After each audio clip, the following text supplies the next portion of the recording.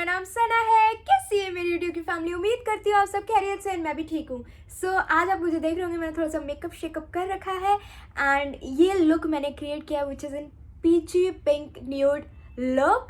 And ये किसी भी पार्टी के लिए, किसी भी बर्थडे पार्टी के लिए, अगर आप किसी क्लब श्लब जा रहे हैं, कहीं पे भी जा रहे हैं, तो इसके लिए बहुत ही एक्सीलेंट है ये लुक अगर आप लोग इसे क्रिएट करते हैं। सो अगर आपको मेरा वीडियो अच्छा लगे तो प्लीज़ इसे लाइक कर देना, सब्सक्राइब कर देना, शेयर कर देना, ताकि और लोगों की भी हेल्प हो पाए। And this so easy. तो without wasting any time video की तरफ चलते हैं।